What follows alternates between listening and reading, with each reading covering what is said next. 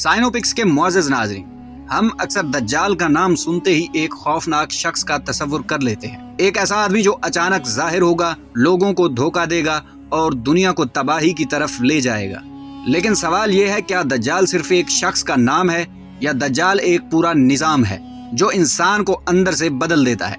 आज की इस वीडियो में हम बात करेंगे दज्जाल का असल तसव्वुर, दज्जाल का निज़ाम क्या होता है, कौन से मजहब दज्जाल को मानते हैं और आज के दौर में दज्जाल का निज़ाम कैसे तैयार हो रहा है। ये वीडियो किसी खौफ को फैलाने के लिए नहीं है, बल्कि समझने के लिए है और अपना ईमान बचाने के लिए है।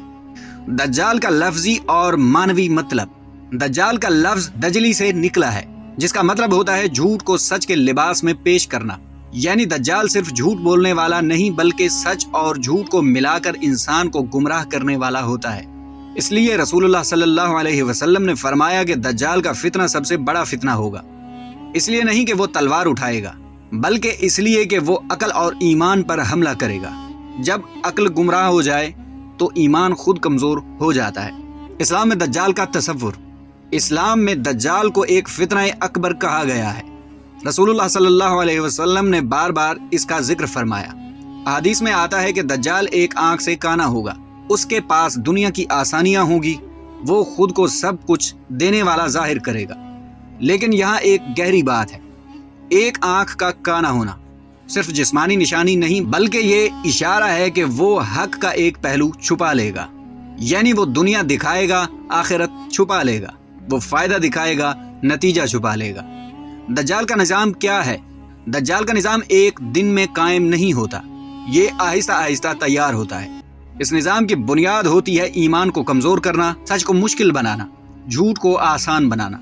जब लोग ये कहने लगे कि हर चीज रिलेटिव है, कि कोई एब्सोल्यूट सच नहीं, तो समझ लेना चाहिए कि दज्जाल का निज़ाम कायम हो रहा है। ये निज़ाम इंसान को ये सिखाता है कि अल्लाह पर यकीन से ज्यादा निज़ाम पर भरोसा रखो। रिज्क और भूख का फितना। अहादीस के मुताबिक दज्जाल लोगों को रिज्क के जरिए आजमाएगा। जो उसकी बात मानेगा उसके लिए जमीन फल देगी, और जो इनकार करेगा उसके लिए मुश्किल होगी। आज के दौर में भी हम देखते हैं कि रोजी निज़ाम के हाथ में है। जो निज़ाम से बाहर जाता है उसके लिए जिंदगी मुश्किल हो जाती है। ये फितना तलवार का नहीं, ये भूख का फितना है। दज्जाल को कौन कौन से मजहब मानते हैं? ये बहुत अहम सवाल है। इस्लाम दज्जाल को वाज़े तौर पर मानता है और उससे बचाव की तालीम देता है। यहूदी मजहब। यहूदी अकीदे में मसीह का तसव्वुर है, लेकिन उनका मसीह इस्लाम का मेहदी और हजरत ईसा अलैहिस्सलाम नहीं है। वो एक दुनियावी निज़ाम कायम करने वाले रहनुमा का इंतजार करते हैं। ईसाईयत में एंटी क्रिस्ट का तसव्वुर है।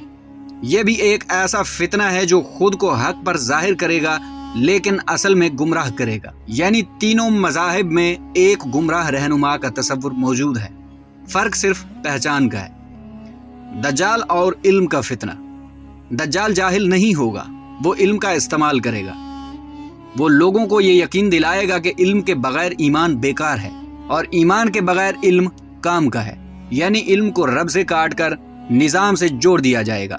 आखिरी दौर और हजरत ईसा अलैहिस्सलाम का ज़हूर। इस्लाम के मुताबिक जब दज्जाल का फितना अपनी इंतहा पर होगा, उस वक्त हजरत ईसा अलैहिस्सलाम का ज़हूर होगा। वो ना नया दीन लाएंगे, ना नया कानून, बल्कि सच को वाज़े कर देंगे। यानी फितना सच से नहीं, झूठ के पर्दे से खत्म होगा। क्या हम इस फितने के करीब हैं? ये सवाल हर दौर में पूछा गया, लेकिन रसूलुल्लाह सल्लल्लाहु अलैहि वसल्लम ने तारीख नहीं बताई, बल्कि निशानियां बताई। और आज हम देखते हैं कि सच महंगा है, झूठ सस्ता है, ईमान मुश्किल है, फायदा आसान है। ये सूरत हाल फितने के करीब होने का इशारा देती है।